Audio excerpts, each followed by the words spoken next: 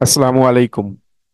Theory of কম্পিটিশনের এই ভিডিওতে আমরা ডিএফএ মিনিমাইজেশন করা দেখব যে কিভাবে একটা ডিএফএ কে মিনিমাইজ করে। আমরা প্রিভিয়াস একটা ভিডিওতে ডিএফএ মিনিমাইজেশন নিয়ে আলোচনা করেছিলাম। এই ভিডিওতে আমরা নতুন আর একটা ডিএফএ মিনিমাইজেশন প্রবলেম সলভ করব। আমাদের সামনে একটা ডিএফএ ডায়াগ্রাম দেওয়া আছে, আমরা দেখতে পাচ্ছি। এই ডিএফএ টাকে মিনিমাইজ করা যায় কিনা সেটা আমরা চেক করব। তাহলে ডিএফএ মিনিমাইজেশনের জন্য আমরা জানি যে আমাদের প্রথমেই যেটা করতে হয় যে আমাদের ডিএফএ যদি কোনো আনরিচেবল স্টেট থাকে, আনরিচেবল স্টেটকে আমরা রিমুভ করে দিব। আনরিচেবল স্টেট আমরা কিভাবে আইডেন্টিফাই করি? তাহলে আমরা আনরিচেবল স্টেট আইডেন্টিফাই করার জন্য যে টেকনিক ফলো করেছিলাম সেটা ছিল যে আমাদের ইনিশিয়াল স্টেট থেকে শুরু করে এমন কোন স্টেট আমাদের আছে কিনা যে স্টেটে আমরা আসলে রিচ করতে পারি না বা যে স্টেটে আমরা ভিজিট করতে পারি না। তাহলে আমি যদি একটু চেক করি, আমাদের ইনিশিয়াল স্টেট হচ্ছে এই পার্টিকুলার ডিএফ এর ক্ষেত্রে কিউ নট। কিউ নট থেকে আমরা কিউ ওয়ানে যেতে পারি, যেহেতু কিউ নট থেকে কিউ ওয়ানে যাওয়ার জন্য আমাকে এ দিয়ে ইনপুট দিয়ে যাওয়া যায়। একইভাবে কিউ ওয়ান থেকে আমি চাইলে কিউ টু তে যেতে পারি। তার মানে আমি কিউ ওয়ান এবং কিউ টু দুইটা স্টেটই কিউ নট থেকে যেতে পারি। বাট আমরা এখানে কিউ থ্রি নামে একটা স্টেট দেখতে পাচ্ছি। এই কিউ থ্রি স্টেটে আমি আমাদের যে ইনিশিয়াল স্টেট কিউ নট এখান থেকে কখনোই যেতে পারি না, অথবা ডিফারেন্ট যে কিউ ওয়ান বা কিউ টু স্টেট এখান থেকেও যেতে পারি না। মেইন কথা হচ্ছে ইনিশিয়াল থেকে যদি কোনো একটা স্টেটে ভিজিট করা না যায় ওই স্টেটটাকে আমরা বলি আনরিচেবল স্টেট। তাহলে এই পার্টিকুলার মেশিনের ক্ষেত্রে কিউ থ্রি হচ্ছে আনরিচেবল স্টেট, কেননা কিউ থ্রিতে যাওয়ার জন্য কোনো ওয়ে বলা নাই। শুধুমাত্র আমরা কিউ থ্রি থেকে আহ আসতে পারি, এখান থেকে আউটগোয়িং আমরা দেখতে পাচ্ছি কিছু কানেকশন দেওয়া আছে। কিউ থ্রি থেকে কিউ ওয়ানে আসা যায়, কিউ থ্রি থেকে কিউ টু তে যাওয়া যায়।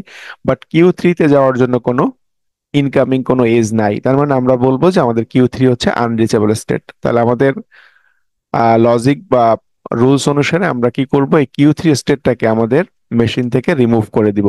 এটাকে আমরা সরাসরি রিমুভ করব। তাহলে আমি আমার এই কিউ থ্রি স্টেটটাকে রিমুভ করে দিব। তাহলে এই স্টেটটা আসলে রিমুভ হয়ে যাবে, আমাদের মেশিনে এই স্টেটটা লাগবে না।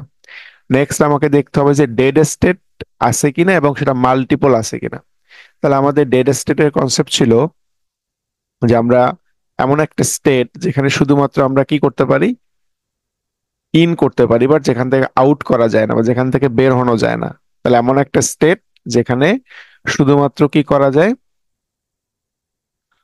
ঢোকা যায় ওই স্টেট গুলোতে, বাট ওখান থেকে বের হনো যায় না। তাহলে অবশ্যই আমাকে মাথায় রাখতে হবে ডেড স্টেট হতে হবে একটা নন ফাইনাল স্টেট।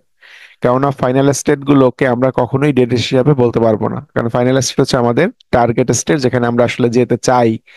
বাট এমন একটা নন ফাইনাল স্টেট যেখানে আসলে আমি যেতে পারি বাট ওইখান থেকে আর বের হয়ে আসতে পারি না, তাহলে ওই স্টেট গুলোকে ডেড স্টেট বলে।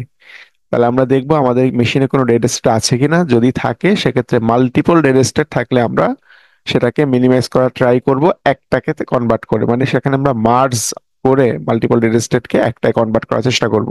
তাহলে আমরা দেখতে পাচ্ছি আমাদের স্টেটই আসলে তিনটা, যেহেতু কিউ থ্রিটা আমরা বাদ দিয়ে দিব। তাহলে Q naught, Q one, Q two এই তিনটা স্টেট আমাদের এখন প্রেজেন্ট আছে।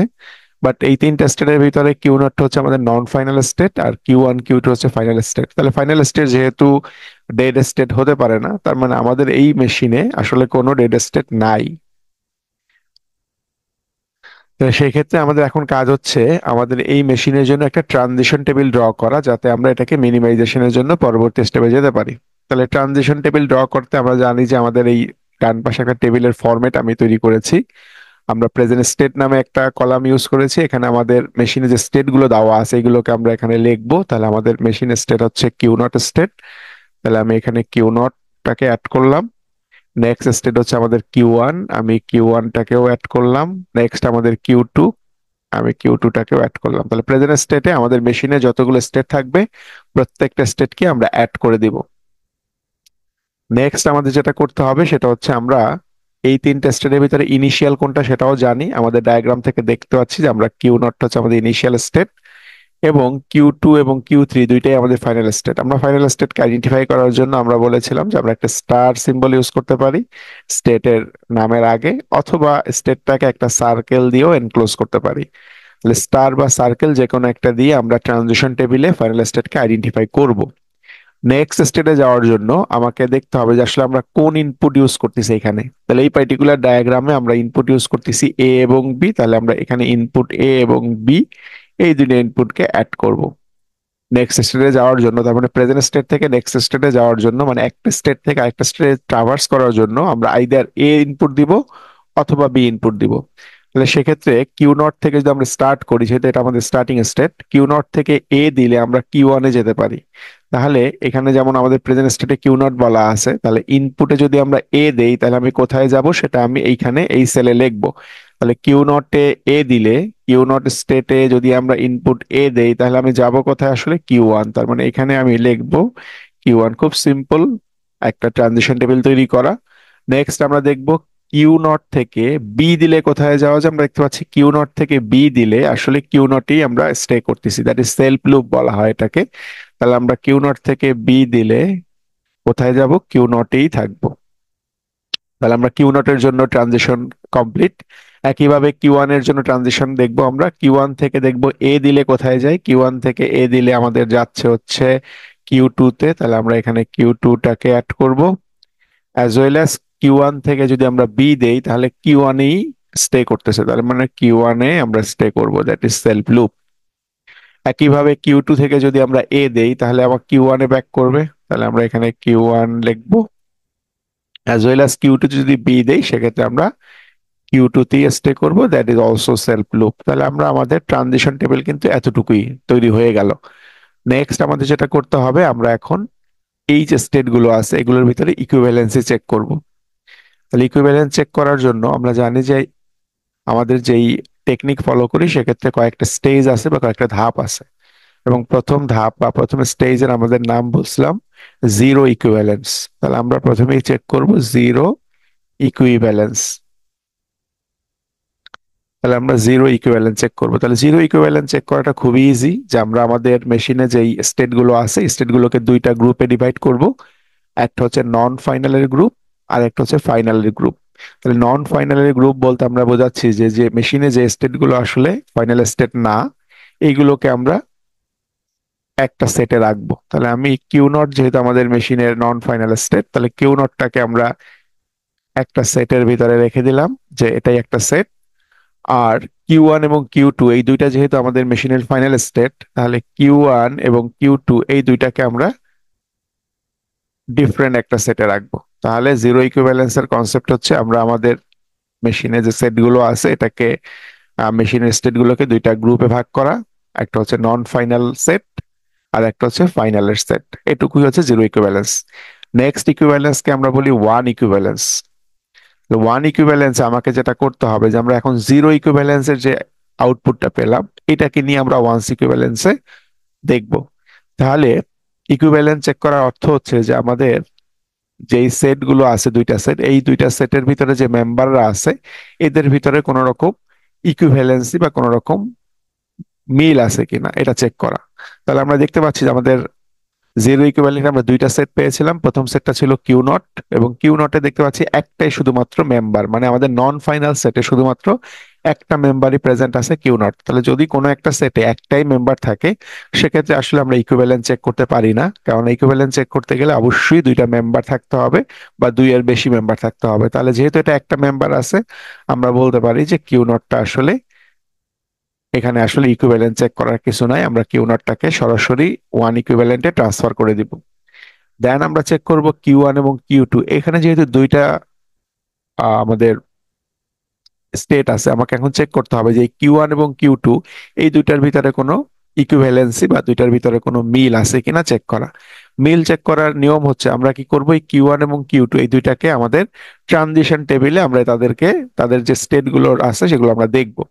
তাহলে কিউ ওয়ান হচ্ছে আমাদের এই স্টেটটাকে রিপ্রেজেন্ট করতেছে, কিউ টু হচ্ছে আমাকে এটাকে রিপ্রেজেন্ট করতেছে। তাহলে সেক্ষেত্রে আমরা দেখবো যে কিউ ওয়ান এবং কিউ টু দুইটাই আসলে এ এর জন্য কি বিহেভ করতেছে। আমরা যদি দেখি কিউ ওয়ান আসলে এ এর জন্য বিহেভ করতেছে, কিউ টু তে যায়, আর কিউ টু হচ্ছে এ এর জন্য কিউ ওয়ানে যায়। তাহলে আমাকে এই যে দুইটা আমি পেলাম এ এর জন্য ট্রানজিশন, একটা হচ্ছে কিউ টু কিউ ওয়ান এর জন্য, আর একটা হচ্ছে কিউ ওয়ান যেটা ছিল কিউ টু এর জন্য।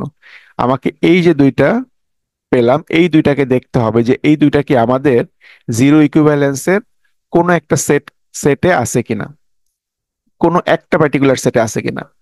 তাহলে আমরা দেখতে পাচ্ছি যে কিউ ওয়ান এবং কিউ টু আসলে এই পার্টিকুলার সেটে আছে। তাহলে যেহেতু দুইটাই এ এর জন্য যে দুইটা স্টেট পেলাম দুইটাই একটা পার্টিকুলার সেটে প্রেজেন্ট আছে, তাহলে আমরা বলবো যে দে আর ইকুইভ্যালেন্ট। কার জন্য? ইনপুট এ এর জন্য। যেহেতু আমরা ইনপুট এ কে চেক করছি, তাহলে ইনপুট এ এর জন্য এটা ইকুইভ্যালেন্ট। এখন যদি এরকম হতো যে ইনপুট এ এর জন্য একটা আছে হচ্ছে কিউ 2 তে, আর একটা হয়তো কিউ 0 তে, তার মানে সেক্ষেত্রে আমরা বলতাম নট ইকুইভ্যালেন্ট। তাহলে ইকুইভ্যালেন্ট হতে গেলে শর্ত হচ্ছে যে একই ইনপুটের জন্য যে স্টেট গুলোকে আমরা চেক করতেছি, একই ইনপুটের জন্য একই পার্টিকুলার সেটে আমাকে থাকতে হবে। আইদার ফাইনালের সেটে থাকতে হবে অর নন ফাইনালের সেটে থাকতে হবে। এমন না যে ফাইনাল এবং নন ফাইনাল দুইটা সেটেই একই ইনপুটের জন্য থাকতে পারবে, একটা হয়তো ফাইনালের সেটে আছে একটা নন ফাইনাল সেট, এরকম না। একই ইনপুটের জন্য দুইটা, হয়তো সে ফাইনালের সেটে থাকতে পারবে দুইটাই, অথবা দুইটা সে নন ফাইনালের সেটে থাকতে পারবে। তার মানে হচ্ছে একই ইনপুটের জন্য একই টাইপের সেটে আমাকে থাকতে হবে। তাহলে আমরা দেখতে পাচ্ছি কিউ 2 এবং কিউ 1 দুইটাই আসলে একই সেটে প্রেজেন্ট আছে। তাহলে সেই রেসপেক্ট আমরা বলতে পারি যে এটা হচ্ছে এ এর জন্য ইকুইভ্যালেন্ট। একইভাবে যেহেতু এ এর জন্য ইকুইভ্যালেন্ট হয়, আমাকে এখন চেক করতে হবে বি এর জন্য কি ইকুইভ্যালেন্ট। তাহলে শুধুমাত্র এ এর ইকুইভ্যালেন্ট হলেই হবে না, সেটাকে অবশ্যই বি এর ইকুইভ্যালেন্টও চেক করতে হবে। তাহলে যদি এ এর ইকুইভ্যালেন্ট না হতো, তাহলে আমরা কিন্তু আর বি এর ইকুইভ্যালেন্ট চেক করতাম না। কেননা যেহেতু এ এর জন্য ইকুইভ্যালেন্ট না, সেক্ষেত্রে আর বি এরটা চেক করে আমাদের কি লাভ? দুইটার ভিতরে ইকুইভ্যালেন্ট হলেই না আমরা এটাকে অ্যাকসেপ্ট করতে পারবো। তাহলে যেহেতু এ এর জন্য ইকুইভ্যালেন্সি চেক করে দেখলাম যে দে আর ইকুইভ্যালেন্ট, দেন আমরা বি এর জন্য চেক করি। আমরা কিউ 1 এবং কিউ 2 কে যদি বি এর ট্রানজিশন দেখি, এখানেও দেখতে পাচ্ছি কিউ 1 এর জন্য বলা আছে বি তে Q 1, as well as Q 2 এর জন্য বলা আছে বি তে কিউ 2। তাহলে কিউ 1 এবং কিউ 2 এই দুইটা পেলাম আমরা বি এর জন্য। আমরা দেখতে পাচ্ছি কিউ 1 কিউ 2 এটাও এই সেটকেই রিপ্রেজেন্ট করতেছে, তার মানে এখানেও দুজনের ভিতরে কি আছে? মিল আছে। তাহলে আমরা যেহেতু দেখলাম যে এটা এ এর জন্য এবং বি এর জন্য দুইটাই আসলে একই সেটকে রিপ্রেজেন্ট করে, তাহলে আমরা বলতে পারি যে আমাদের কিউ 1 এবং কিউ 2 বোথ আর ইকুইভ্যালেন্ট। তাহলে আমরা এখানে যেই ওয়ান ইকুইভ্যালেন্সে যে সেটটা লিখবো, সেখানে আমরা কিউ 1 কে এবং কিউ 2 কে একই সেটে রাখবো। যদি এরকম হতো যে আসলে ইকুইভ্যালেন্ট না, এ এর জন্য অথবা বি এর জন্য এটা ইকুইভ্যালেন্ট না, ডিফারেন্ট সেটকে বলে, সেক্ষেত্রে আমরা আসলে কিউ 1 এবং কিউ 2 কে আলাদা আলাদা সেটে রাখতাম। বাট যেহেতু দুইটার ক্ষেত্রে ইকুইভ্যালেন্ট, আমরা একই সেটে রাখলাম। এখন আমরা দেখতে পাচ্ছি যে আমাদের আসলে ওয়ান ইকুইভ্যালেন্ট কমপ্লিট হয়ে গেছে। এখন ওয়ান ইকুইভ্যালেন্ট কমপ্লিট করার পরে আমরা পরবর্তী স্টেপ ছিল আমাদের টু ইকুইভ্যালেন্ট চেক করা। বাট টু ইকুইভ্যালেন্স আমরা তখনই চেক করব, তার মানে একটা নতুন ইকুইভ্যালেন্সে আমরা তখনই যাব তখন যখন আমরা প্রথমে দেখব যে আমাদের আসলে প্রিভিয়াস ইকুইভ্যালেন্ট থেকে এই ইকুইভ্যালেন্টে কোনো রেজাল্ট চেঞ্জ হচ্ছে। আমরা যদি জিরো ইকুইভ্যালেন্স এবং ওয়ান ইকুইভ্যালেন্সের রেজাল্ট গুলো দেখি, আমরা দেখব দুই ক্ষেত্রেই রেজাল্ট সেম। জিরো ইকুইভ্যালেন্সের ক্ষেত্রে যে রেজাল্ট পেয়েছিলাম আমরা, ওয়ান ইকুইভ্যালেন্সও আমরা সেম রেজাল্ট পাচ্ছি।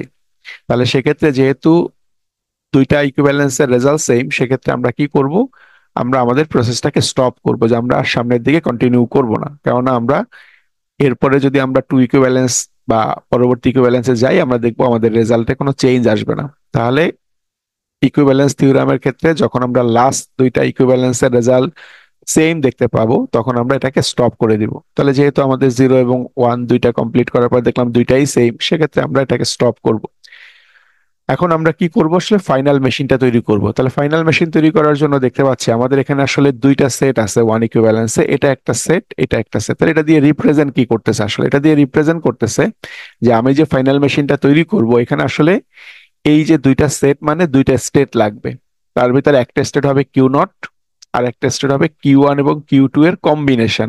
যেহেতু এই দুইটা ইকুইভ্যালেন্ট, তাহলে আমরা দুইটাকে আমরা কি করতে পারবো? মার্জ করতে পারবো। যেহেতু দুইটা একই রকম বিহেভ করে, তাহলে দুইটাকে আমরা মার্জ করে একটা স্টেটে কনভার্ট করতে পারবো। তাহলে আমরা ডায়াগ্রামটা যদি ড্র করি, তাহলে প্রথমে আমরা কিউ 0টাকে ড্র করব। কিউ 0 আমরা এখানে লিখলাম, এটা আমাদের কিউ 0। নেক্সট আমরা হচ্ছে কিউ 1 এবং কিউ 2 এই দুইটাকে আমরা একটা স্টেটের ভিতরে লিখবো, যেহেতু দুইটা সিমিলার বিহেভ করতেছে, কিউ 1 এন্ড কিউ 2। নেক্সট আমাদের যেটা করতে হবে, ইনিশিয়াল স্টেট এবং ফাইনাল স্টেটকে আইডেন্টিফাই করতে হয় মেশিনে, আমরা জানি। তাহলে কিউ 0 হচ্ছে আমাদের ইনিশিয়াল স্টেট, আমরা দেখতে পাচ্ছি প্রিভিয়াস যে মেশিনটা দেওয়া ছিল সেখান থেকে। তাহলে কিউ 0 আমাদের ইনিশিয়াল স্টেট, এটা আমাদের ইনিশিয়াল স্টেট হবে। আর কিউ 1 এবং কিউ 2 এই দুইটা ছিল আমাদের ফাইনাল স্টেট। তাহলে এই যে স্টেটটা কিউ 1 এবং কিউ 2 মার্জ, এটা আমাদের ফাইনাল স্টেট হবে। নেক্সট আমরা এখন কি করব? কিউ 0 থেকে ট্রানজিশন গুলোকে দিব। তাহলে কিউ 0-এ আমাদের ট্রানজিশন টেবিলে দেখতে পাচ্ছিলাম কিউ 0-এ যদি আমরা এ দেই, তাহলে কিউ 1-এ যাব। তাহলে কিউ 1টা আসলে এখানে আছে, তাহলে সেক্ষেত্রে আমি এ এর জন্য এই স্টেটে পাঠাই দিব। বি এর জন্য কি বলা আছে, কিউ নটে বি এর জন্য বলা আছে কিউ নটেই থাকো, তার মানে হচ্ছে আমি বি এর জন্য একটা সেলফ লুপ ইউজ করব। একইভাবে আমরা কিউ ওয়ানে যখন ট্রানজিশন চেক করব, কিউ ওয়ানে বলা আছে এ দিলে কিউ টু তে যাও, তাহলে কিউ ওয়ান এবং কিউ টু দুইটাই যেহেতু একই সেটে আছে, তার মানে আমরা বলবো এখানে যদি কেউ এ দেয় তাহলে এখানেই আসলে লুপ করবে, কেননা বলছে কিউ টু তে যাও, কিউ টু তো এখানেই প্রেজেন্ট আছে। একইভাবে যদি আমরা কিউ ওয়ানে বি দেই, সেক্ষেত্রে কিউ ওয়ানে থাকবা, তাহলে বি দিলেও আমরা এইখানেই থাকবো, তার মানে আমি এখানে এ কমা বি বলতে পারি যে এ বা বি যাই দেই না কেন ইনপুট, আমি আসলে এই স্টেটেই থাকবো। এখন বি এর জন্য চেক করার পর আমরা কিউ টু কে আর চেক না করলেও চলবে, যেহেতু এটা কিউ ওয়ান এর মতোই বিহেভ করে। আমরা যদি তারপরে দেখি কিউ টু তে যদি এ দাও, বলা আছে কি কিউ ওয়ান, তাহলে কিউ টু তে এ দিলে কিউ ওয়ান মানে সেলফ লুপ, এটা অলরেডি আমরা বলেই ফেলছি। কিউ টু যদি বি দেই তাহলে কোথায় কিউ টু, তাহলে কিউ টু তে বি দিলে ওই সেলফ লুপ কিউ টু। তার মানে হচ্ছে যখন ইকুইভ্যালেন্স স্টেট থাকবে তখন আমরা আসলে যে কোনো একটাকেই ট্রানজিশনের জন্য চেক করব, বাকিটা চেক করা দরকার নাই। তাহলে আমরা আসলে ফাইনালি পেলাম কি, এই যে মেশিনটা পেলাম যেখানে আসলে দুইটা স্টেট আছে, একটা হচ্ছে কিউ নট আর একটা হচ্ছে কিউ ওয়ান কিউ টু মিলে মার্জ স্টেট। এখন চাইলে এই মেশিনটাকে আমরা আরেকটু সিম্পলিফাই ফর্মেও লিখতে পারি। এটাকে কিভাবে লিখতে পারি, যে আমরা যদি এই মেশিনটাকে আবার ড্র করি, যে আমরা আমাদের ইনিশিয়াল হচ্ছে স্টেটটা কিউ নট, তাহলে আমি এটাকে একটা নতুন নাম দিয়ে দিলাম, যেটার নাম দিলাম এ। যে কোনো নাম দিতে পারি অথবা চাইলে কিউ নটও রাখতে পারি, কোনো সমস্যা নাই। একটা নতুন নাম দিচ্ছি, ধরেন এটা এ স্টেট, ইনিশিয়াল স্টেটের নাম এ। এখানে এ তে কি বলা আছে, যদি আমি কেউ বি ইনপুট দেই তাহলে আমি এখানে স্টে করব। আর এই যে কিউ ওয়ান কিউ টু যে স্টেটটা আছে, এটাকে আমরা ধরেন নাম দিলাম একটা বি। তার মানে দুইটা আলাদা আলাদা স্টেট ছিল, বাট আমি যেহেতু দুইটাকে মার্জ করছি, মার্জ করে নতুন একটা স্টেট হয়েছে, এটার নাম বি স্টেট দিলাম। তাহলে আমাকে এই স্টেটের নামটাকে আমি চেঞ্জ করে বি দিলাম, যাতে একটু সিম্পলিফাই হয়। এখন এটা করা নেসেসারি না, আমি চাইলে করতে পারি, অথবা এই পর্যন্ত যদি আমরা করে দেই এটা অলসো কারেক্ট। মাঝে মধ্যে আমরা হয়তো দেখবো এই ফরম্যাটে দেওয়া আছে, তাতে আমরা বুঝতে পারি যে এটা আসলে কোথা থেকে ডিরাইভ হলো, সেজন্য আমরা এটা দেখতেছি। তাহলে এখানে আমরা কি করব, এ থেকে যদি কেউ এ দেয় তাহলে বি তে যাবে, তাহলে এ থেকে আমরা ট্রানজিশন এ এর জন্য বি তে পাস করব। আর এই স্টেটের নাম যেহেতু আমরা বলেছি বি, তাহলে এটা এখন ফাইনাল স্টেট হিসাবে কনসিডার হবে বিটা।